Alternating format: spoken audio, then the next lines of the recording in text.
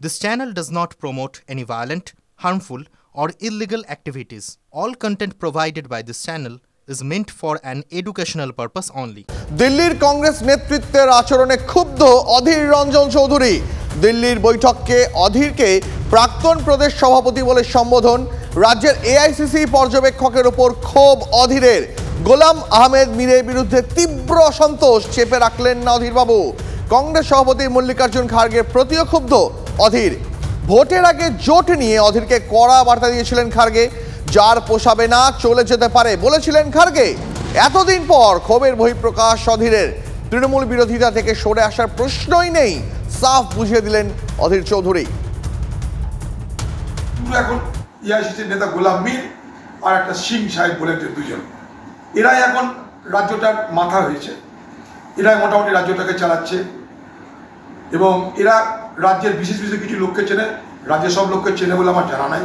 হঠাৎ করে এই গোলাম মীর সে বলছে যে ফর্মার কংগ্রেস প্রেসিডেন্ট, কিন্তু আমি তো রেজিগনেশন দিয়েছি খাড়গে সাহেবকে। অ্যাকসেপ্ট করবে কি না করবে সেটা খাড়গে সাহেবের প্রশ্ন নাম্বার ওয়ান।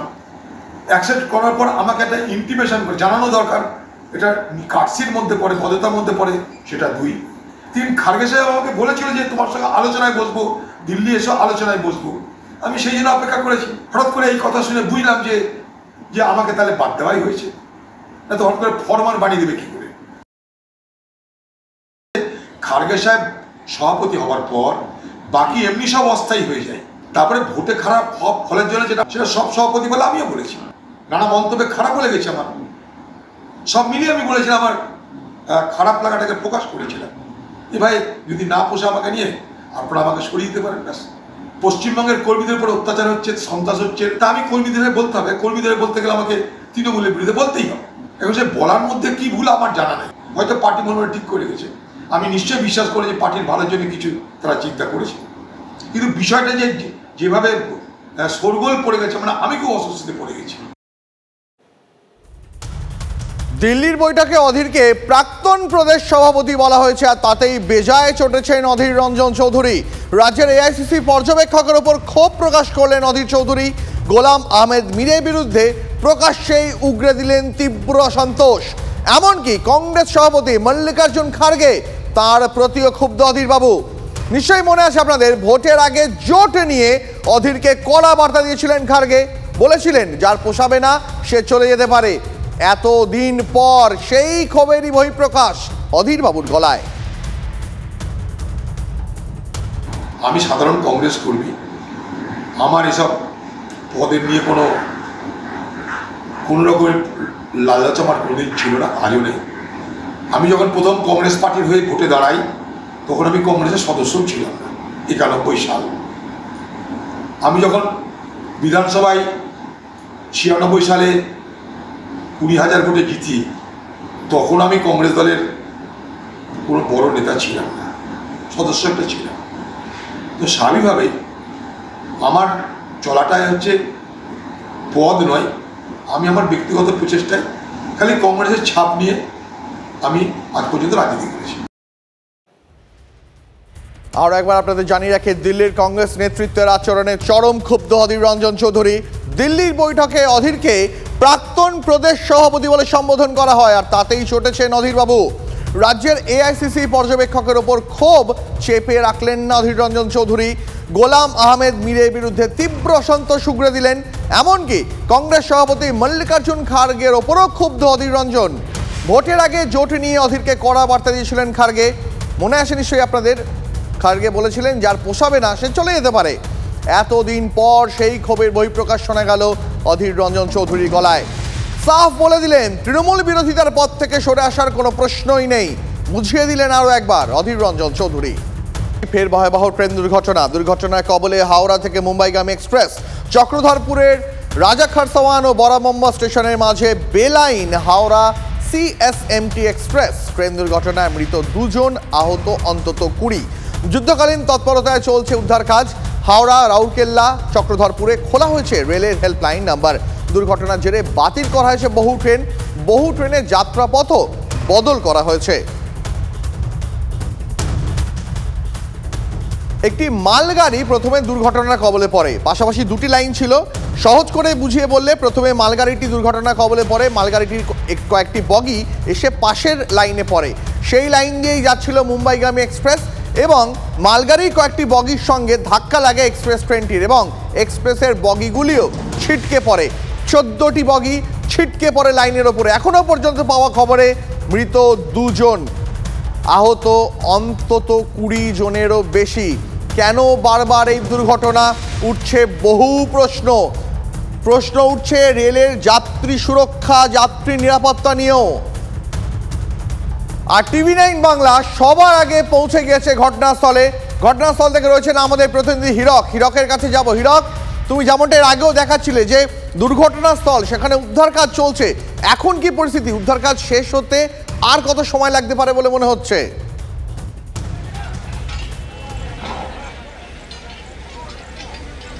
হ্যাঁ দীপ, দেখো একেবারে যেখানটায় দুর্ঘটনাস্থল অর্থাৎ একেবারে গ্রাউন্ড জিরো যে জায়গাটায় দুর্ঘটনাটা ঘটেছে সেই জায়গাটাতেই এই মুহূর্তে আমি দাঁড়িয়ে রয়েছি। উদ্ধার কাজের ছবিটা আমি একটু দেখাবো যে ইতিমধ্যেই আহতদের উদ্ধার করে চক্রধরপুর হাসপাতালে নিয়ে যাওয়া হয়েছে। যারা মৃত তাদের দেহও নিয়ে যাওয়া হয়েছে চক্রধরপুর হাসপাতালে।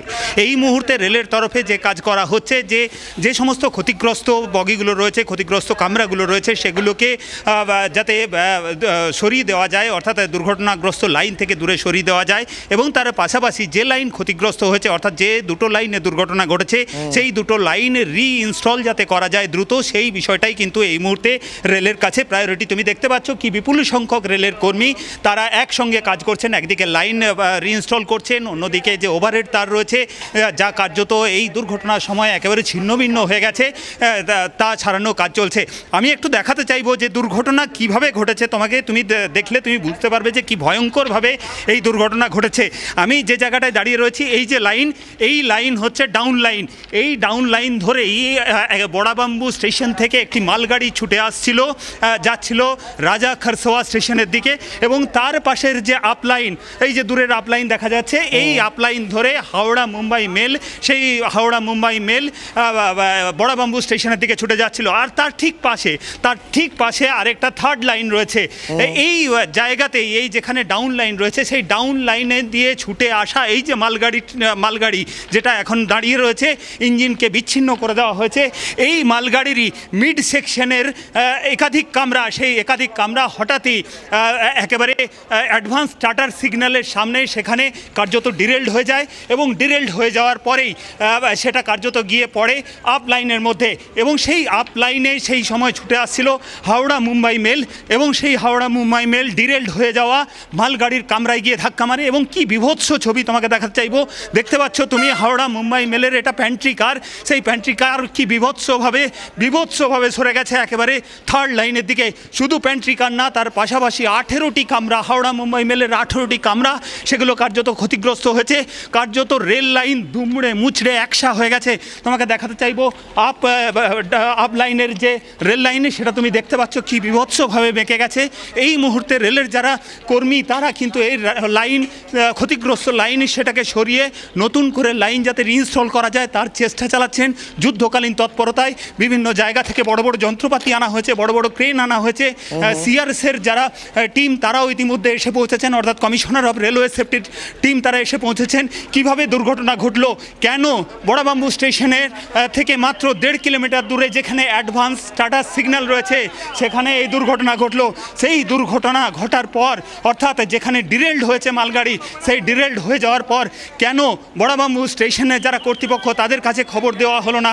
খবর দেওয়া হলে বড়াবাম্বু স্টেশনের যারা কর্তৃপক্ষ তারা কেন পরবর্তী রাজা খারসোয়া স্টেশনে তারা খবর দিলেন না? এবং যদি রাজা খারসোয়া স্টেশনে খবর দেওয়া হয় তাহলে রাজা খারসোয়া স্টেশনে কেন হাওড়া মুম্বাই মেলকে আটকে দেওয়া হলো না?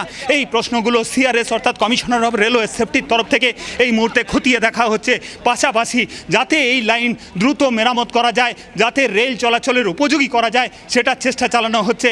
ইতিমধ্যেই ক্ষতিগ্রস্ত যারা আহত হয়েছেন এই ঘটনায় তাদের ইতিমধ্যেই চক্রধরপুর হাসপাতালে নিয়ে যাওয়া হয়েছে, মৃতদেহগুলিও হাসপাতালে নিয়ে যাওয়া হয়েছে, ময়নাতদন্তের পর পরিবারের হাতে তুলে দেওয়া হবে। সব মিলিয়ে ফের একটা বড় সড়ো দুর্ঘটনা, নতুন করে রেলের যে ভূমিকা, রেলের যে সুরক্ষা, রেলের যাত্রী সুরক্ষা, তা নিয়ে কিন্তু বড় সড়ো প্রশ্নচিহ্ন তুলে দিল। আমি আরেকবার দেখাতে চাইব সেই ছবিটা, দুর্ঘটনাস্থলের ছবিটা, যেখানে কিন্তু অসংখ্য রেলওয়ে কর্মী তারা যুদ্ধকালীন তৎপরতায় এই মুহূর্তে কার্যত কাজ চালাচ্ছেন। একদিকে লাইন ইনস্টলেশনে কাজ করছেন, রিইনস্টলে কাজ করছেন, অন্যদিকে যে বিদ্যুৎ লাইন রয়েছে অর্থাৎ যা কিনা এই দুর্ঘটনায় ব্যাপকভাবে ক্ষতিগ্রস্ত হয়েছে সেই বিদ্যুৎ লাইন সারানোর চেষ্টা চালাচ্ছেন, মেরামত করার চেষ্টা চালাচ্ছেন। সব মিলিয়ে কিন্তু এই জায়গায় কার্যত যুদ্ধকালীন তৎপরতায় কাজ চলছে বলা চলে। কিন্তু কতক্ষণে এই লাইন রিইনস্টল করা যাবে, কখন আবার রেল চলাচল স্বাভাবিক হবে এই লাইনে, তা কিন্তু এই মুহূর্তে রেল আধিকারিকরাও বলতে পারছেন না। হীরক, আপাতত তোমাকে ধন্যবাদ। হীরক পৌঁছে গেছে একেবারে গ্রাউন্ড জিরো। TV9 বাংলা সবার আগে এই রেল দুর্ঘটনার খবরের প্রতিটি আপডেট আপনার কাছে তুলে ধরবে। কিন্তু যে প্রশ্ন বারবার উঠছে রেলের যাত্রী সুরক্ষা নিয়ে, আমি বা আপনি যারা ট্রেনকে নিজেদের গন্তব্যের মাধ্যম হিসাবে বেছে নিই তারা কতটা নিরাপদ, এই প্রশ্ন উঠছে।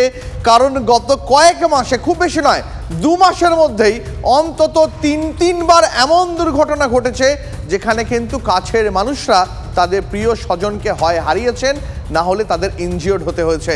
আয়কর জমা দিতে চায় শেখ শাহজাহান, ফেরত চায় একটি গাড়িও। নগর দায়রা আদালতের CBI স্পেশাল আদালতে আবেদন শাহজাহানের। আয়কর রিটার্ন জমা দিতে চায় শাহজাহান, কিন্তু ব্যাংক স্টেটমেন্ট দিচ্ছে না। ইডি অ্যাকাউন্ট অ্যাটাচ করেছে, আদালত নির্দেশ দিক ব্যাংকে স্টেটমেন্ট দেওয়ার জন্য। আদালতে সওয়াল করলেন শাহজাহানের আইনজীবী। এই আবেদনে সাড়া দেওয়া আদালতের এখতিয়ারে নয়, ইডির কাছে আবেদন জানাতে পারেন। মন্তব্য বিচারক প্রশান্ত মুখোপাধ্যায়ের। পরবর্তী শুনানি 12ই আগস্ট। সহকর্মী সুপ্রিয় রয়েছেন আমার সঙ্গে টেলিফোন লাইনে। সুপ্রিয়, আচমকা শাহজাহানের ব্যাংক স্টেটমেন্ট নিয়ে এত মাথা ব্যথা কেন?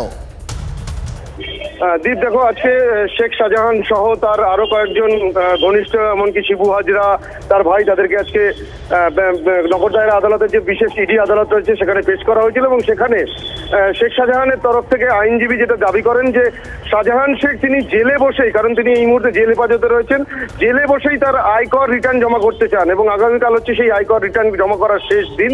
কিন্তু ইডি যেহেতু তার সমস্ত ব্যাংক অ্যাকাউন্ট অ্যাটাচ করে রেখেছে, সেই জায়গা থেকে তিনি ব্যাংক স্টেটমেন্ট তুলতে পারছেন না এবং সেই ব্যাংক স্টেটমেন্ট হাতে পেলে তিনি তার আয়কর রিটার্ন জমা করতে পারবেন। কোথাও কি একটা শেখ শাহজাহান এটা প্রমাণ করতে চাইছেন যে তিনি ব্যাংক, মানে তিনি আয়কর রিটার্ন জমা দেন, তাই তার সমস্ত আয় বৈধ? একেবারেই তাই। তিনি কিন্তু এই আয়কর রিটার্ন জমা করার মধ্যে গিয়ে কোথাও গিয়ে তিনি যেটা স্পষ্ট করতে চাইছেন বা যে তথ্য তুলে ধরার চেষ্টা করবেন আগামীতে, যে তিনি আয়কর জমা করেন এবং তিনি বিভিন্ন খাত থেকে তার যে সমস্ত ব্যবসাগুলো রয়েছে সেখান থেকে যে আয় তার হয় সম্পূর্ণটাই বৈধ এবং সেই বৈধ আয়ের সূত্র ধরেই তিনি কিন্তু তিনি আয়কর রিটার্ন জমা করেন। সেই কারণেই কিন্তু তার তরফ থেকে আজকে আইনজীবী মারফত আদালতে এই আবেদন জানানো হয়। যদিও এই যে ইডি বিশেষ আদালতের যিনি বিচারক ছিলেন তিনি কিন্তু যেটা স্পষ্টভাবে জানান যে গোটা বিষয়টা আদালতের এখতিয়ার বহির্ভূত। পিএমএলএ অ্যাক্ট অনুযায়ী এই বিষয়ে সিদ্ধান্ত নেবে তদন্তকারী সংস্থা, অর্থাৎ তারা যদি মনে করে যে শেখ শাহজাহানকে, যেহেতু তারা তার ব্যাংক অ্যাকাউন্টগুলো অ্যাটাচ করে রেখেছে, তাকে স্টেটমেন্ট পাওয়ার সুবিধা দেবে, সেই সুযোগ কিন্তু তারাই করে দিতে পারে। অন্যদিকে আরো একটি তার গাড়ি যেটা ইডি বাজেয়াপ্ত করেছিল, যেটা এখনো সিজার লিস্টে উল্লেখ নেই বলেই আমরা ইডি সূত্রে জানতে পারছি, সেই গাড়িটিও ফিরে পাওয়ার জন্য এদিন আদালতে শেখ শাহজাহান আবেদন জানিয়েছেন। সুপ্রিয়, অনেক ধন্যবাদ তোমাকে। এবার বাংলা ভাগ ইস্যুতে বিধানসভায় প্রস্তাব আনছে রাজ্যের শাসক দল তৃণমূল কংগ্রেস। বাংলা ভাগের বিরুদ্ধে প্রস্তাবের ওপর বলবেন খোদ মুখ্যমন্ত্রী। আগামী সোমবার বিধানসভায় আনা হচ্ছে এই প্রস্তাব, সিদ্ধান্ত বিএ কমিটির। বিজেপি বাংলা ভাগের পক্ষে নয়, কথা বারবার স্পষ্ট করেছেন শুভেন্দু অধিকারী। তারপরেও বিধানসভায় এই মর্মে প্রস্তাব আনছে রাজ্যের শাসক দল। কে কি বলছে আমার জানা নেই, আমি প্রথমে যা বলেছি এখনো তাই বলছি এবং এটাই পার্টি স্ট্যান্ড, যে বাংলা ভাগ করবার আগে ডক্টর শ্যামাপ্রসাদ মুখার্জির ছবিটা পশ্চিমবঙ্গ পার্টি অফিস থেকে, দেশের সর্বত্র পার্টি অফিস থেকে নামিয়ে দিতে হবে। ইট ইজ আওয়ার বেবি, এটা শ্যামাপ্রসাদের শিশু, শ্যামাপ্রসাদের জন্মদাতা, রক্তের হোলি হয়ে গেছিল সেদিন, তার উপরে দাঁড়িয়ে পশ্চিমবঙ্গ তৈরি হয়েছে। সেই পশ্চিমবঙ্গ ভাগ করবে বিজেপি, এটাই পার্টির অবস্থান এবং এটাই পার্টির শেষ অবস্থান। এর বাইরে যদি কোনো কথা হয় সেগুলো বিচ্যুতি। তাদের গোষ্ঠীকন্দলটা এমন জায়গায় বাংলা ভাগের চক্রান্তটাও তারা ঐক্যবদ্ধভাবে করতে পারছে না।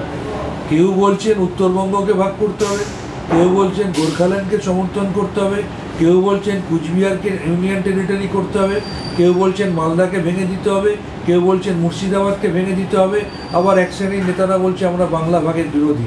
অর্থাৎ তারা যে কী চায় তারা নিজেরাই জানে না, কিন্তু তাদের এই বাংলা বিদ্বেষী মনোভাব যে এখনও তাদের মধ্যে রয়েছে এটা বাংলার মানুষ বুঝতে পারছে।